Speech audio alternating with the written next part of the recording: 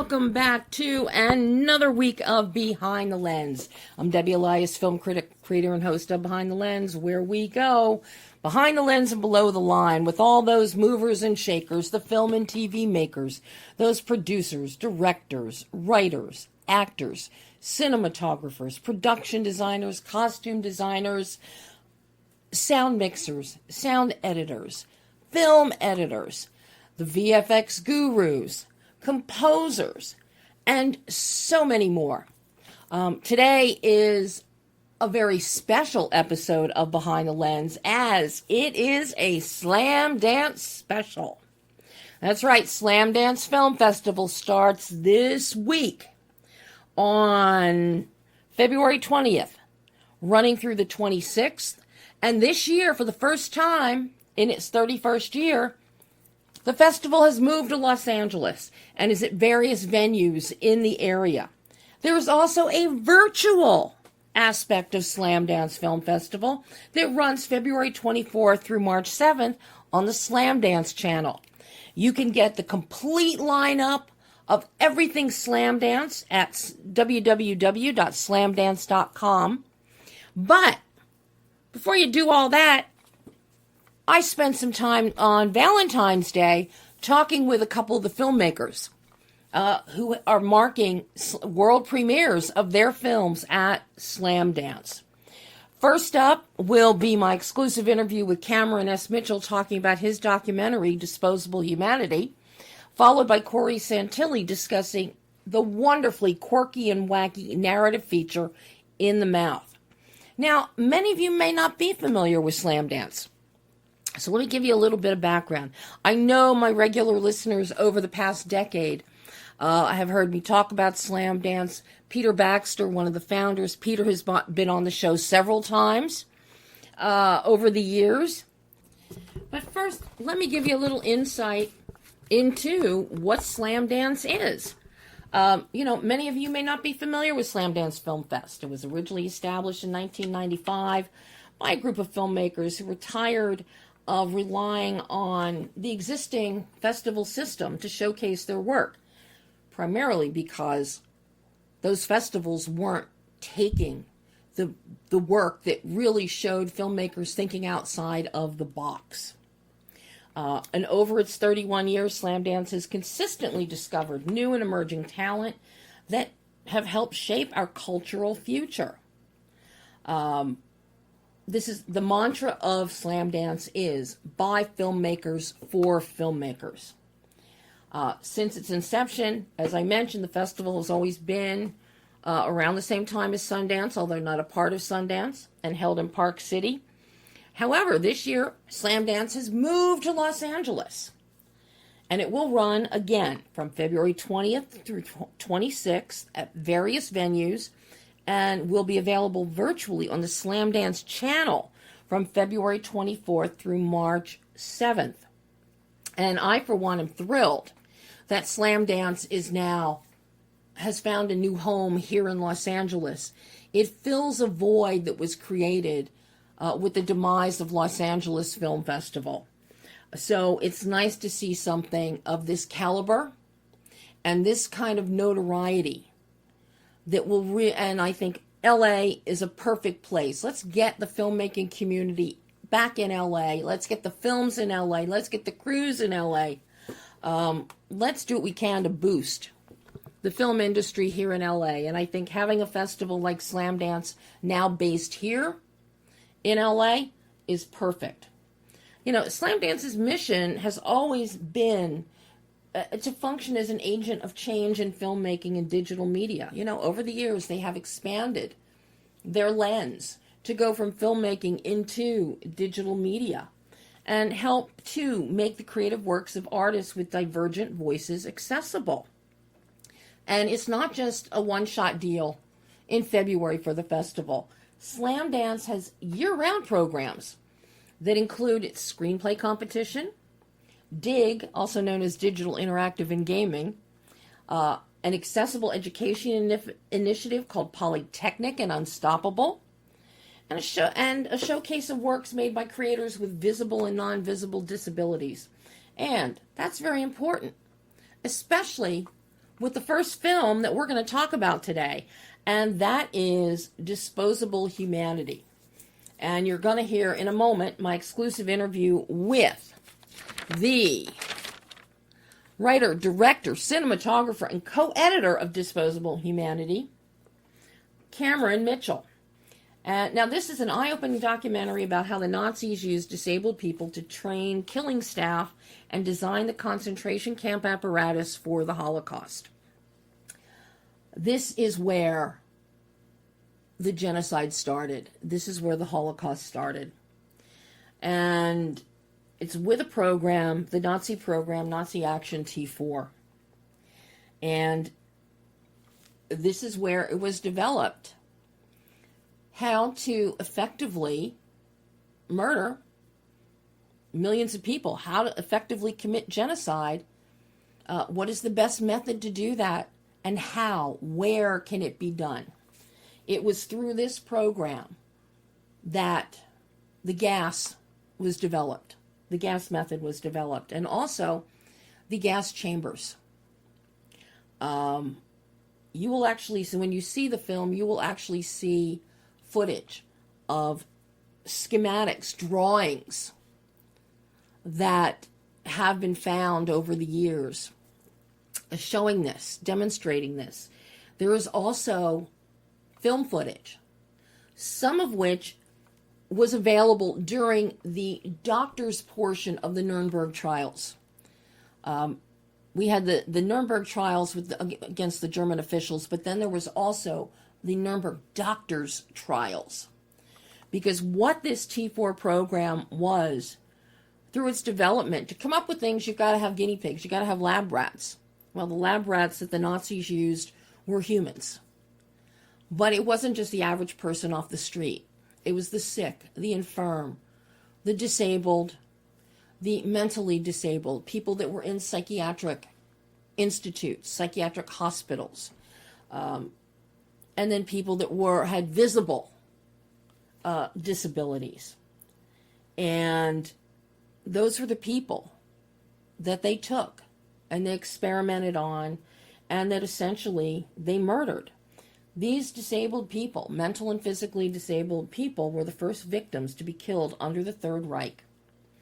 And this documentary explores that, takes us back in history. And what also happened is that this is a part of the history that is not really spoken about, that very few people even know about, this Action T4. And it's frightening. But what is also more frightening is that it has really been erased from international public memory. So the disabled community really has been overlooked. The disabled community has been overlooked within daily lives for so long. And they were really overlooked not only back then, but also in how their story has not been told, has not been uncovered, really until now. In this interview, and you'll hear Cameron's passion. The documentary was inspired by his parents. They're both researchers in disability studies. His father is also disabled in a wheelchair. His sister is blind and has another disability. So he has grown up with disability. And every year the family would take trips to Germany and Austria and Poland to these former T4 sites and make home movies. So after many years of accumulating these films, and this is how Cameron grew up, he finally, okay, it's time to make a film. And you're going to hear him talk about taking those family home movies, putting them together, getting interviews with scholars, with relatives of survivors and of victims, museum curators. Many of these facilities have been turned into museums. So it's quite interesting. There are so many prongs to this story that I really want to see, at some point, see Cameron expand on this and hone in on just one or two specific items.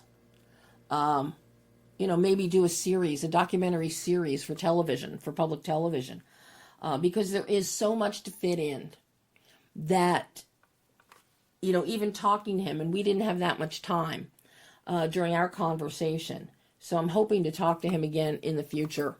But this is the kind of film that needs more. This is the kind of issue that needs more discussion, more film, more eyes on it, and more research into it. So get ready. You're going to hear Cameron talk about this, talking about, his family, talking about, putting this documentary together, talking about the editing process with decades of family movies that are actually historical pieces. And also, I had to ask him, a beautiful, beautiful aspect of this film is the film's score, composed by Andre Barros, that just enhances the cinematic experience. It is beautiful. But at the end of the day, what I think is going to come through strongest to you is Cameron's passion for this project and his need to help showcase this issue and the need for inclusive memorialization of those who have been overlooked, even to this day. So, take a listen as Cameron Mitchell talks about his documentary marking its world premiere at Slamdance, Disposable Humanity. Hey. Hey, Cameron, how are you? I'm doing good. But I'm glad I get to talk to you about Disposable Humanity, Cameron. This is an interesting documentary. It's an interesting topic. And the Action T4 is something that has been left out of the conversation when it comes to the Holocaust and genocide during the Third Reich. So I'm curious how long ago you got involved with this and your dad with doing research on Action T4. Yeah, so we've actually been, my folks were presenting on American eugenics, the history of American eugenics in Germany in the 90s, and somebody in the audience stood up and said, do you know that they did this not far from here? And so my parents took myself and my sister Emma, and we went to see our first gas chamber. And they brought a camera that they purchased at a nearby store, and we filmed it. And that's what home movies in the Mitchell family look like, I guess. But it became a documentary short as a part of their academic research. And so we've been doing this since the 90s. And every couple of years we go back. They've taken their classes there. My dad and my mom teach disability studies. My dad teaches a course on disability and the Holocaust. So they've led scholars there. They've led students there since. The inclination was we need to share this because nobody has seen it. And so that's why we started filming initially. And in the film, you can actually see young me and my sister. Mm-hmm. I think I was about 8 years old, 8 or 9 years old, and my sister must have been 6 or 7. And we're there with my parents and going through Bernburg, which is it's a gas chamber that's in a town that's 20 minutes outside of Berlin, Germany, in a rural town. So, they often would locate these T4 centers in rural places. They would still be near towns, though. So townspeople knew what was going on. They could see it. And it was actually just the generational trauma and stigma that held a lot of people from telling stories about this, which you hear about in the film. When did you get the idea to take all of the Mitchell family home movies, all of this footage, and turn it into a feature-length documentary? So, great question. When we went to Bernburg, my initial instinct was I sat down and I immediately started drawing the gas chamber, and I drew my family members as mouse characters from like Art Spiegelman's Mouse graphic novels. Mm-hmm. And because I think I had an instinct that I didn't see disabled people in Holocaust narratives, and I wanted to see disabled people in them. And so I immediately started making images around it. And then I went to college, or high school and then college, and, I thought I wanted to be a musician, but then I went to India and made a documentary as a part of a study abroad program. And when I came back, I declared film as my major. And then again, I had this new art form that I was dabbling in. And I think while I was going to college at Temple, it stuck with me all those years later. That moment never left. It was kind of one of my artistic inspirations, if you will, or early artistic inspirations. And it wasn't my calling. It was something that called to me. And it kept calling me kind of throughout my life. So once I had the skills and I graduated college, I approached my dad in 2013, and I said, I want to make a film about T4.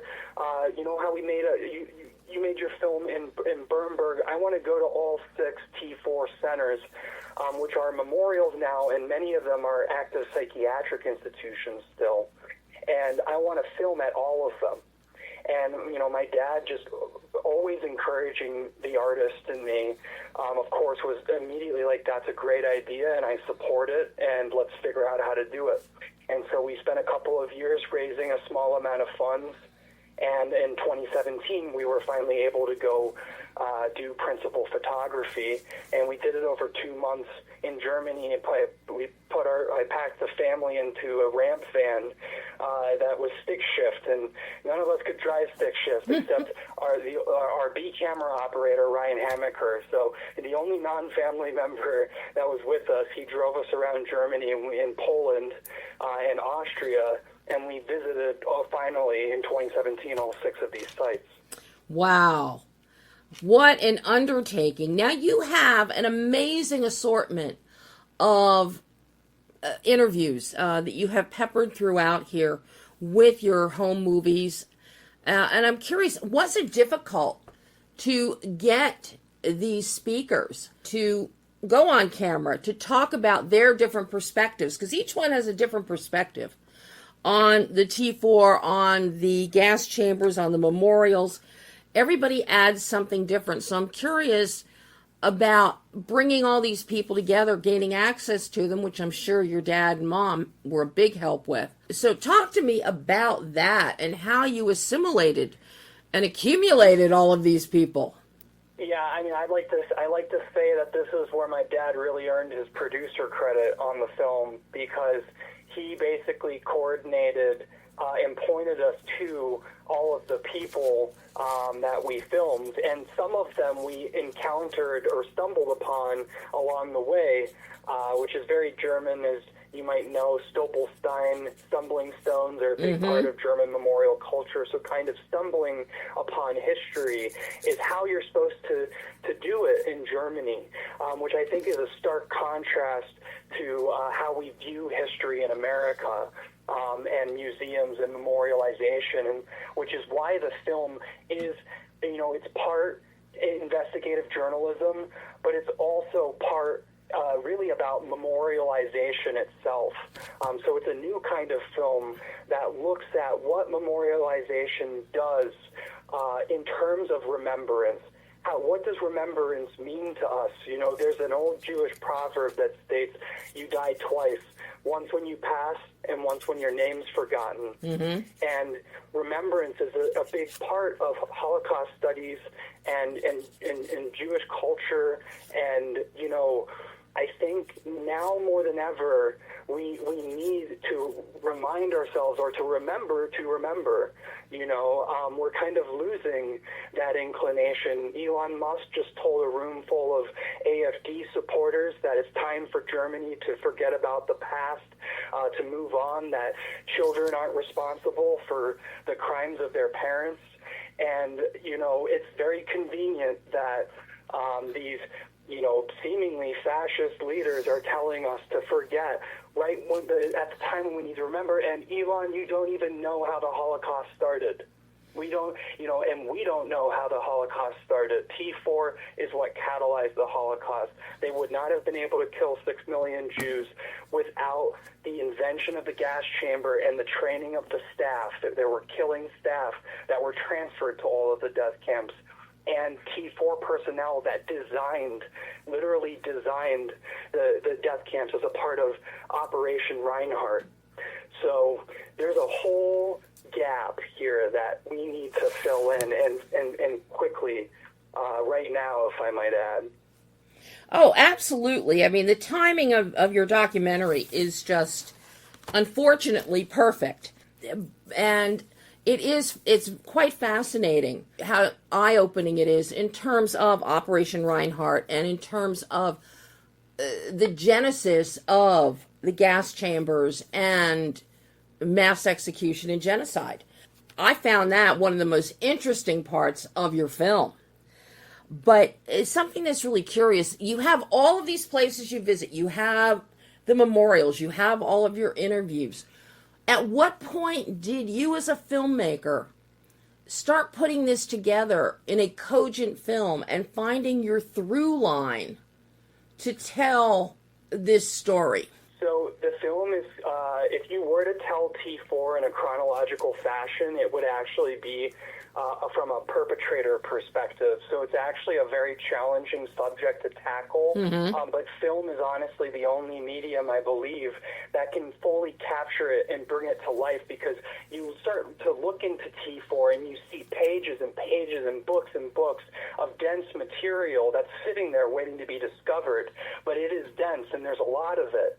And it's hard to connect. It's hard to feel the human emotion and empathy behind all of that text. And for years and years and years, I mean, we even saw in the Nuremberg trials, they were referred to in the doctors' trials as husks of humanity by nurses that stood trial.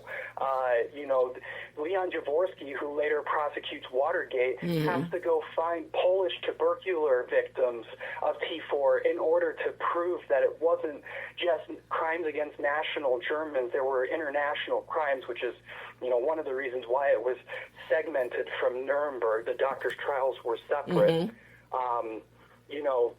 But so there are many reasons why, and I think the film does a good job of laying out all of the layering of how the disabled people became the first to be killed and the last to be remembered, because the T4 memorial is the last monument open to the public in Berlin in 2014. Yeah. And, so when you're filming, you go, and as a documentarian, I think you capture and you respond.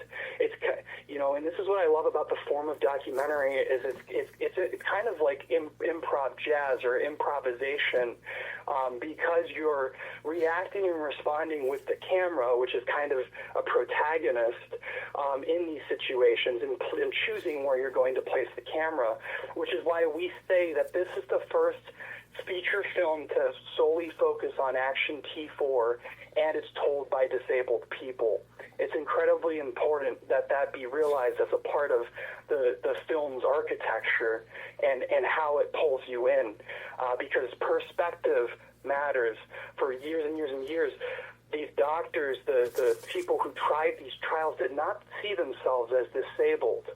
And I think any disabled person that enters one of these T4 gas chambers, you immediately realize it would have been me, or it could have been me, and it doesn't matter if I identify as disabled or I call myself disabled. The Nazis would have sought me out. They would have found me through a questionnaire that I filled out with my doctor unknowingly, and it wouldn't have been my choice. So I think it's incredibly important to think about the human emotional component of this history, and that's my job as a filmmaker, is I have to reach into the past and I have to bring to life and relate these lives and show that it's never too late to remember somebody who's been forgotten, to remember the over 300,000 disabled lives that disappeared off the face of the earth with nobody really blinking an eye. How long was the editing process to put all the footage together, put the interviews in there, and fulfill your vision of this film? So I approached Rachel Sophia Stewart, who's a multiple Emmy Award-winning editor in Philadelphia, because that's where my production company was based when we started this. It now is based in upstate New York. That's how long it's been. I knew immediately that Rachel was the right person, because when I told her about T4 and what happened to disabled people, she almost immediately started crying, like right in front of me. And that's how I knew that she would be the right person to engage with this, because there's a certain skill, an empathetic skill that you need to be able to relate the story. And Rachel was that partner in the editing room for me. Literally, this film is in part my life's work, and you could argue I'd been working on it in my head since I was 9 years old, when we went to Bernburg and we filmed my parents' film. And so Rachel was able to come in and offer so many different perspectives that allowed for this dance of history and information and empathy. And so that took us from, we did principal photography to the summer of 2017, and then about 5 months later, I think we started with Rachel, and then we basically finished the final cut for festivals this month. So in February 2025. Wow. So that's how long documentaries take, I guess. You kind of got to allow it to breathe and to think about it. And this is a very complex subject. The film, I think, does a lot of heavy lifting in a lot of different areas. And so you really want to make sure you get it right. Because we're almost out of time here, Cameron, I do have to ask you about a beautiful element of this film, and that is Andre Barros' score. What were you looking for musically to support the story that you're telling, the history that you're telling? Because his score is just, the strings, the violins are exquisite.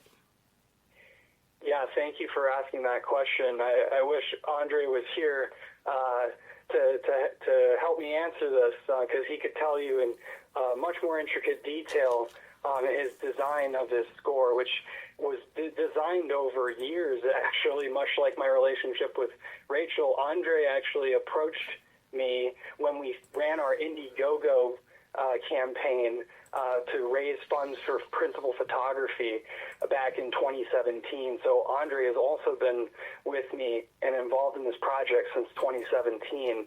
And, we had always discussed that we wanted a live score, that we wanted live instruments, that the physicality, the breathing of the instruments, the breathing of the musicians, it all mattered in the score. So this is ingrained in the score of the film. And we initially had planned to record it in Iceland with an Icelandic orchestra. That didn't end up panning out, but he ended up doing it locally in Portugal. Wow. So, and with Portuguese musicians, and they just did a brilliant job. And I'm so proud of this score because it pairs hand in hand with the filming. It's all supposed to be moving camera and kind of a cinematic experience that lulls you in and pulls you in and holds you. You could actually release a soundtrack of the score. It's that beautiful. Yeah. I would buy it. Now, I know we are out of time here, but very, very quickly, how important is it to you to be back at Slamdance? You were just there 2 years ago with your short, Elsa. You're back again. What makes Slamdance the perfect festival for this film? It wasn't by accident. We wanted Slamdance to premiere this film because Slamdance is the only major festival that statistically matches the representation of disability in the population.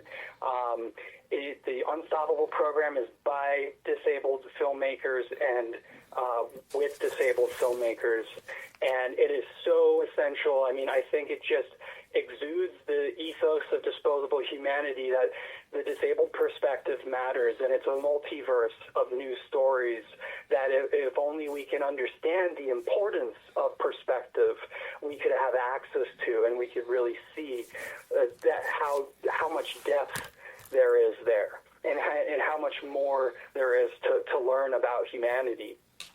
And so Slamdance is just, Peter and Taylor, they've just been great supporters of mine in my career. I showed my first narrative short film, my first film I ever made as a director and writer, The Co-op, in 2020 at Slamdance, and that launched the film as well. And then to go back with Elsa, a PBS American Masters documentary short in 2023, and then to have an opening night screening of it in Park City, it was a dream come true. And so I feel like, the way Slamdance has lifted up my career and been with me throughout it, it's only appropriate that, my first feature film is premiering there, and in the first year that they've moved to LA as well. Hopefully you're going to get distribution on this, and when you do, I want to circle back and talk to you more.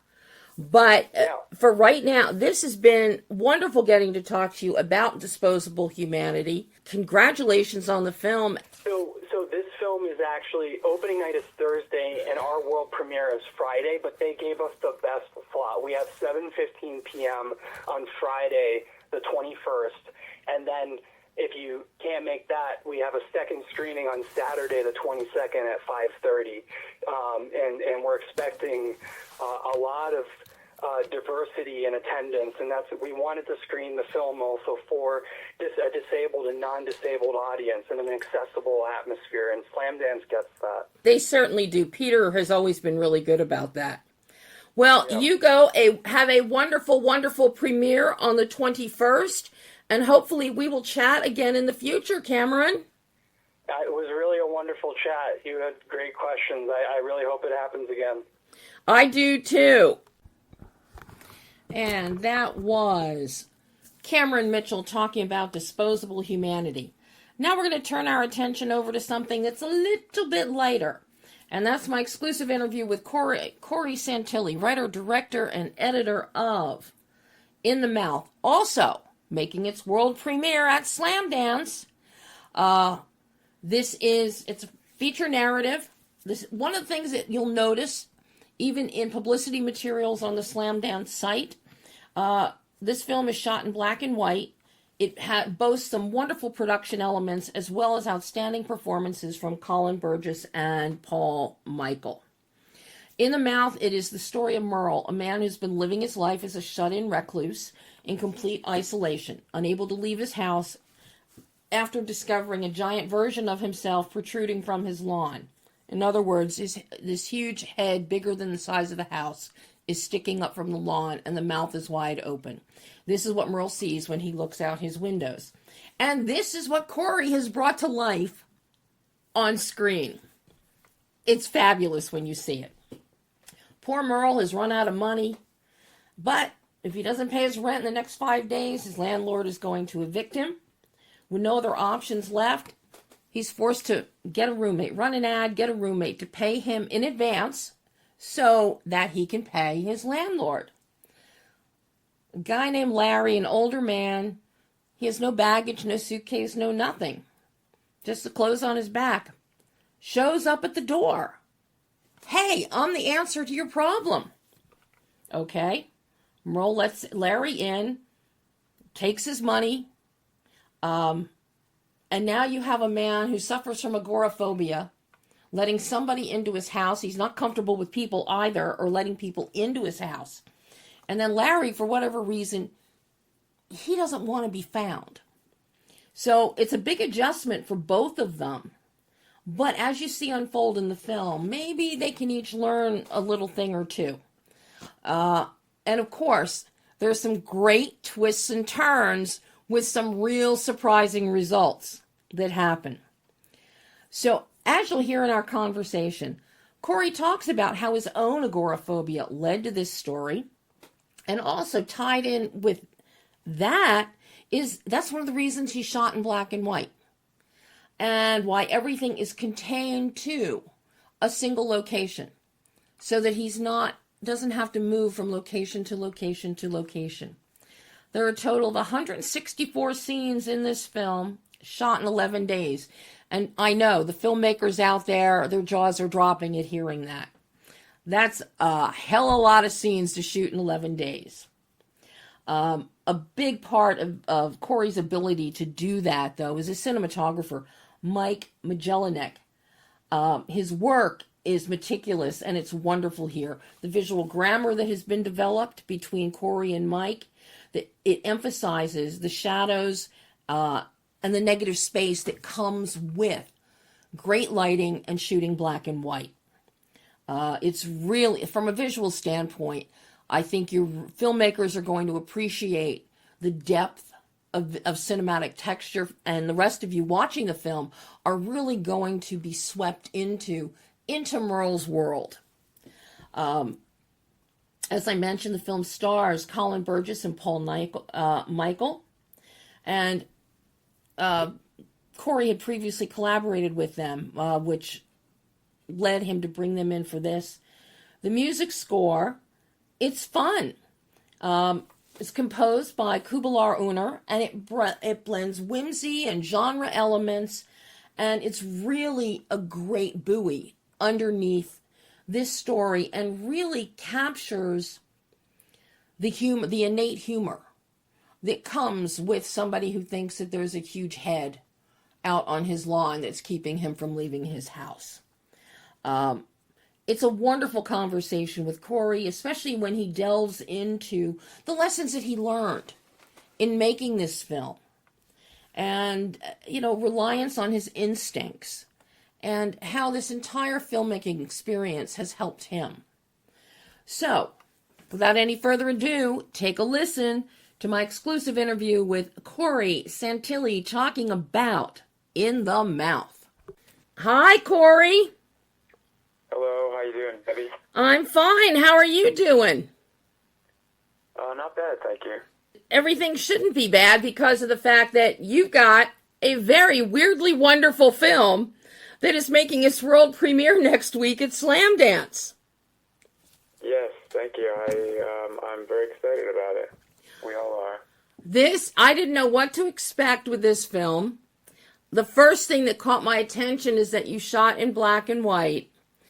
I found it absurdly dark and funny, and I love it. I just think you did a wonderful job with it. So it begs the question, because this is so original, where did the idea come from for In the Mouth? Well, thanks so much. The idea came about just out of pure frustration. I had a lot going on, and I was dealing with housebound agoraphobia, and I hadn't left my house in a while, and I needed to write something, and I just started to write that, and as I wrote, I was basically taking my frustrations out on myself, and and I think I was also trying to shine light on the absurdity of the situation, and I was trying to talk to myself a little bit in the process. But yeah, that's pretty much how it all came about. It was really just like a letter of frustration. How long was the journey to get this film made? It's challenging enough, as you know, because you have shorts under your belt. Challenging enough to get anything made, let alone a feature film, and to do one this creatively, visually, and in black and white, which is a rarity. So I'm curious about the length of your journey here to bring In the Mouth to life. I feel like I wrote it I wrote it and then sort of forgot about it, and then I think I had been trying to get something else made, and it fell through, and then I just needed to work on getting back out of the house and working on something creative, and it felt like I needed to do something that had a limited amount of location, so I could just kind of focus on getting to one place rather than needing to get to 20. Sure. And people kept asking me about that script because I had shared it with some friends, and so it just kind of kept making its way back into conversation. So when I felt like, all right, I need something that is sort of isolated, that was the one. And I actually, I had made a feature in 2018 that was also about isolation, but it wasn't as overt as this one. It was sort of like,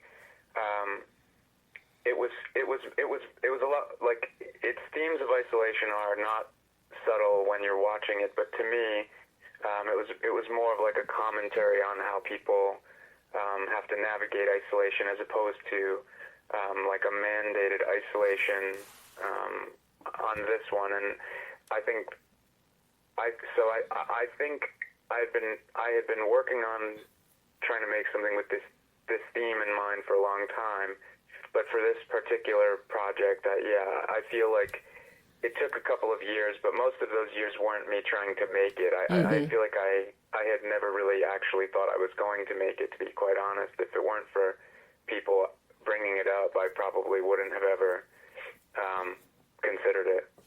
Once you decided you were going to make it, you bring in your cinematographer, Mike Majilnik, and I'm curious, I love the visual grammar in the film. So I'm curious how you and Mike developed the visual grammar and your decision to go with black and white, which personally, for a film of this nature, I think was a wise choice because of the way that Mike really plays with shadows, with the shades of gray, with black, white, and giving us some negative space, which really speaks to fear and being locked in. So I'm curious how the two of you developed the visual grammar for In the Mouth. Yeah, I don't actually remember why the decision was made to shoot in black and white. I always remember it being black and white. I know that it was like always meant to be. I don't remember. I know we had references. I just don't remember what came first, if the references came first or if shooting in black and white the decision to shoot in black and white came first. I don't know which one informed which. To me, if I trace my finger back, it's like it was always black and white. It was like almost never even up for debate, and no one ever really questioned it. So I don't remember the decision, but I know that most of our references were that. And yeah, I mean the whole film was storyboarded, so like every frame was storyboarded, and we pretty much stuck to that.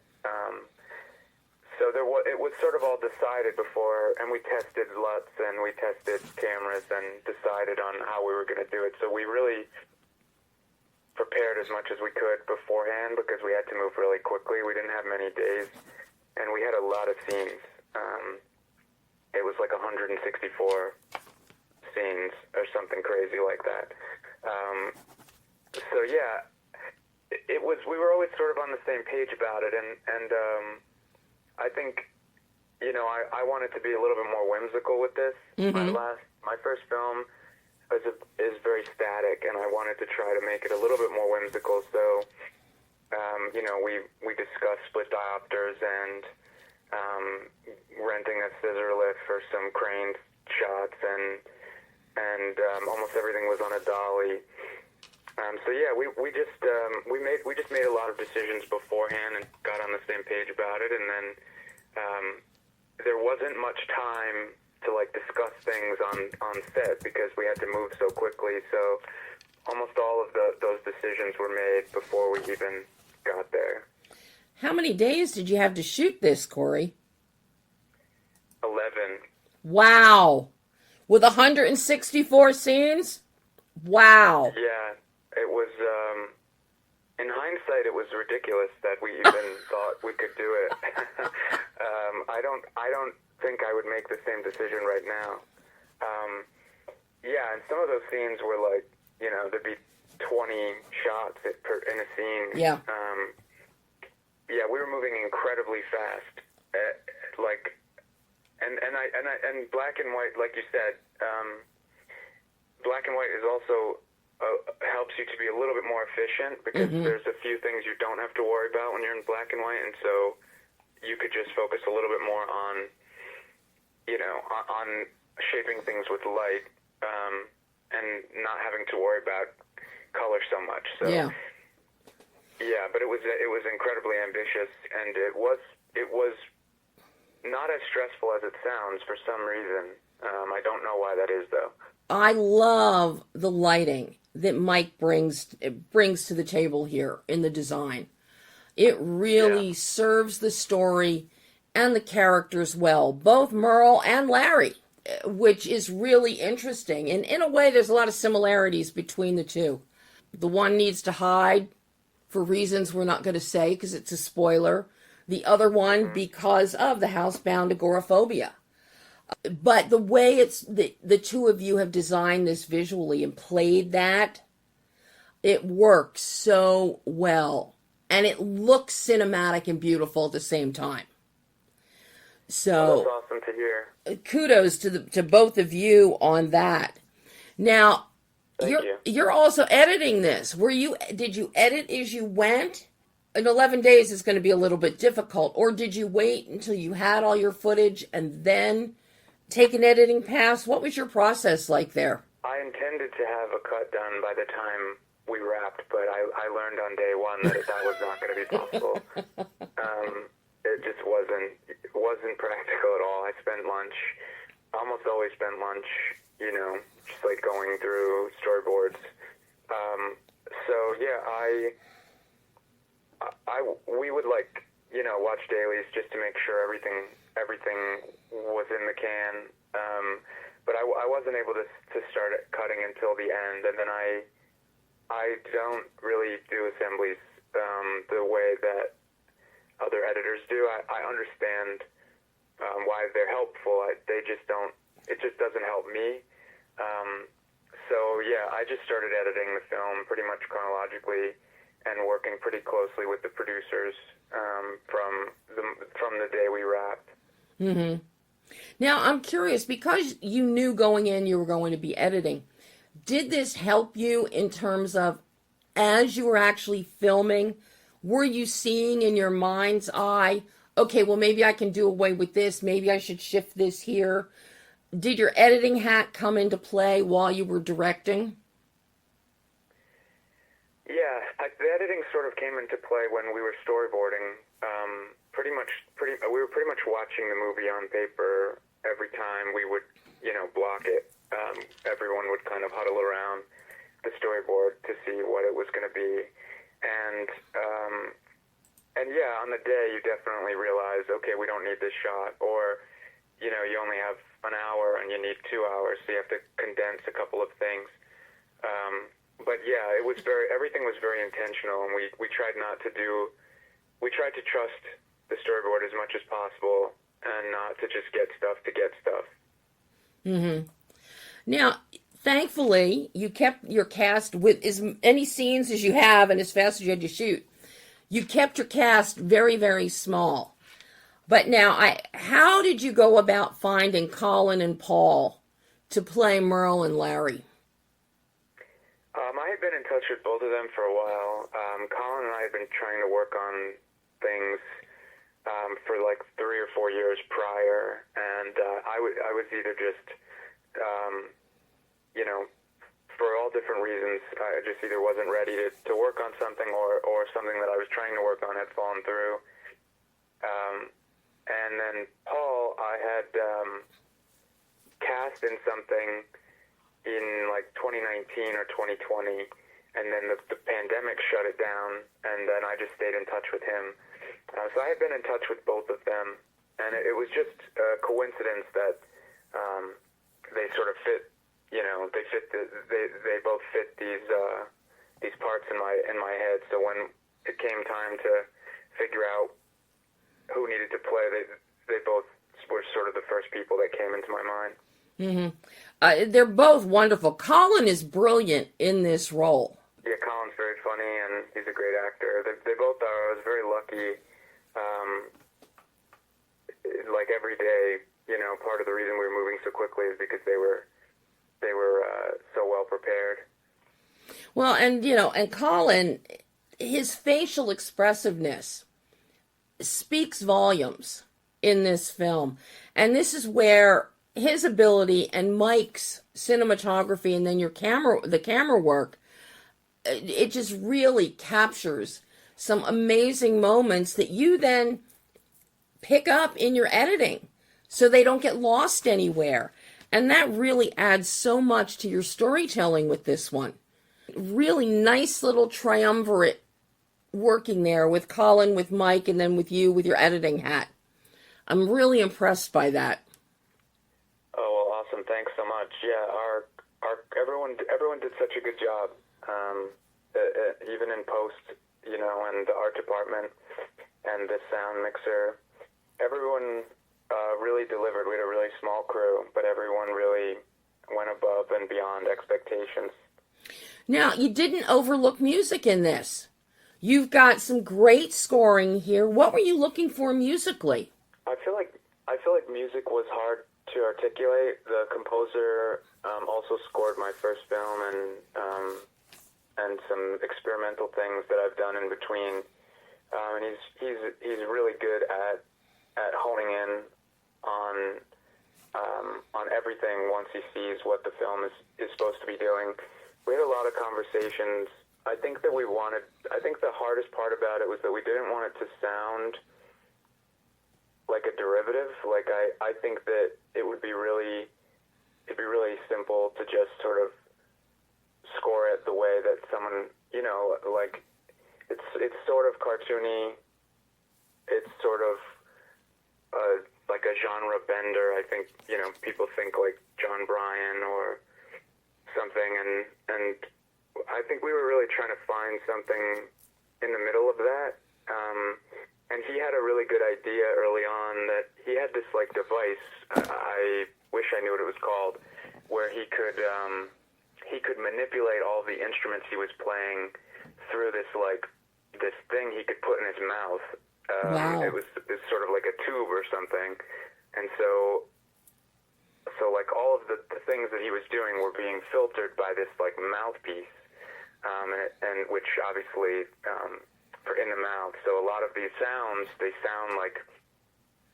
lot of these sounds and instruments have like a human like quality to them because he was sort of manipulating them with his voice. But yeah, it took a few conversations before he started sketching some stuff, and it all, you know, it was always good. It just sort of was about honing it and crafting it over time and trying to make something that sort of felt like it was selling the film as a thriller, but also had levity. So we didn't want it to be too sort of like stereotypical genre sounding. We wanted to have a little bit of playfulness to it. You definitely have some whimsy happening within the score itself, and that plays really well with the imagery that we get of the big head on the front lawn. Yeah, that's great. That's good to hear. I love the big head and the open mouth on the front lawn. It just makes me laugh. Did you do that in the editing process, the visual effects on that head and mouth, or did you farm that out?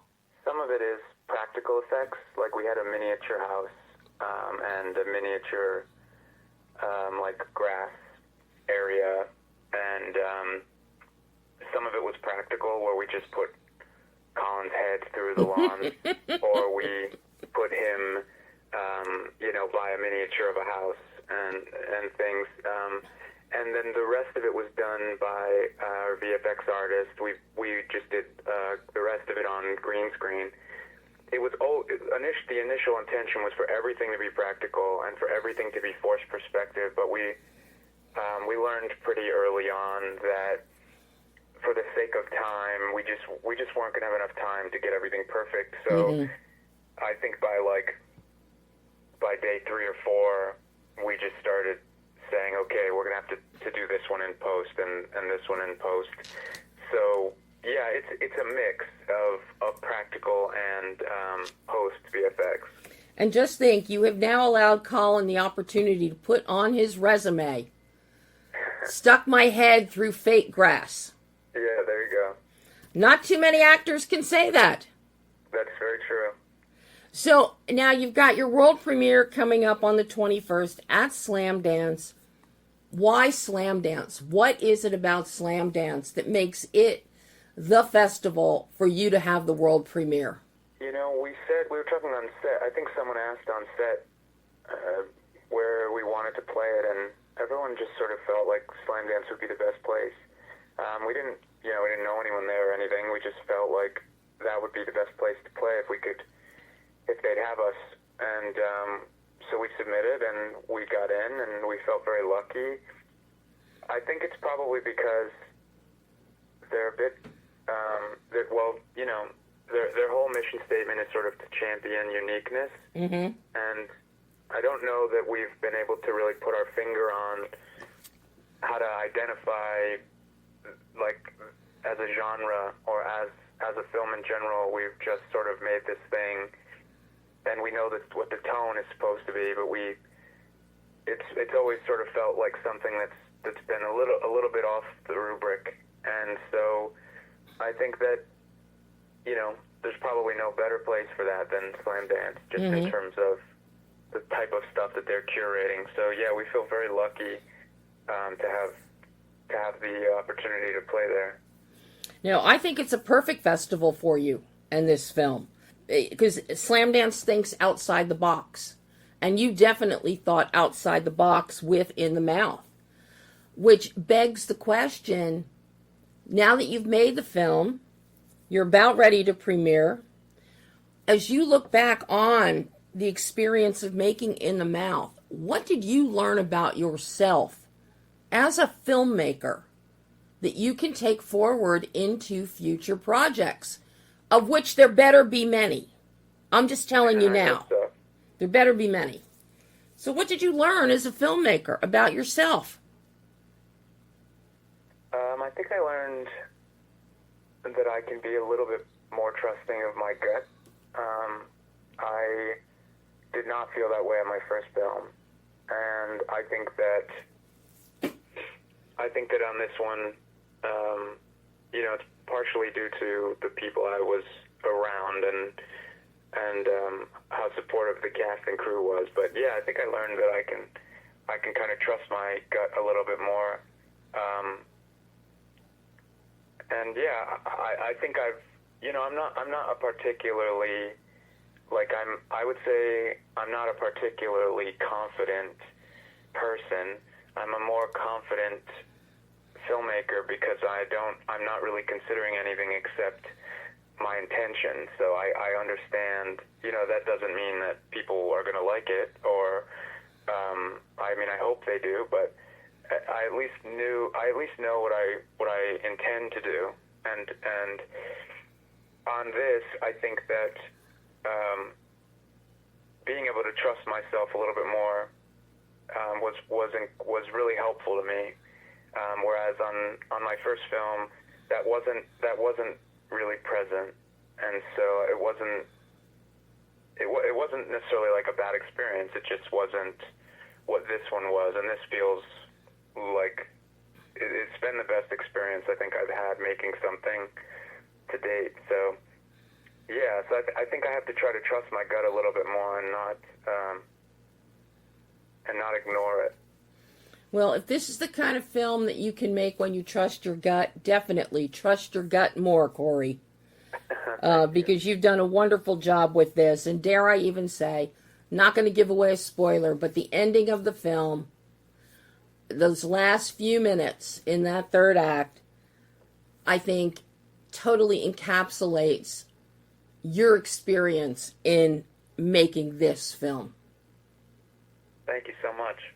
Job so well done, Corey. This has been so wonderful getting to talk with you this morning. Likewise. Have a wonderful, wonderful world premiere on the Thank you, Debbie. 21st, and you've got an encore. You get an encore screening too on Monday the 24th, correct? Yeah, yes, our world premiere is sold out, but the encore still is a bit, like, there's still tickets available, and then there's tickets available to the virtual festival as well. Well, this is one. I've seen a number of films for Slamdance. Yours is like at the top, one of the ones at the top of my list. Wow, Debbie. I just think I really like this, Corey, and I hope you get a distribution deal out of this one because there's an audience for it. Yeah, it'd be awesome to be able to share it with more people. Well, fingers crossed, and I hope we get to chat again in the future. Yeah, I would love to. Thank you so much, Debbie. Thank you, Corey. And that was my exclusive interview with CORY SANTILLI. And again, In the Mouth makes its world premiere Friday the 21st with an encore performance on Monday the 24th. And again, In the Mouth will also be screening on the virtual portion of the Slamdance Festival on the Slamdance channel. So don't forget, you can get more information on these films and everything else Slamdance at slamdance.com. And that is all the time we have for today. Next week, you really want to tune in next week. I will have my exclusive interview with director Julia Zona talking about Captain America, Brave New World. They have me on an embargo until Friday the 21st for the film because they don't want any spoilers out there. And some press may some interviewers may incorporate spoilers. But no, Disney and Marvel want to make sure no spoilers come out. So that's why interview, embargo until Friday the 21st, which is why you're going to hear the interview on Monday the 24th. So you don't want to miss that. Also, on Monday the 24th I'm going to be talking about No Mercy, KNOW, No Mercy. And I'll have the writer-director of that film joining me as well. So, until next week, I'm Debbie Elias. This is Behind the Lens.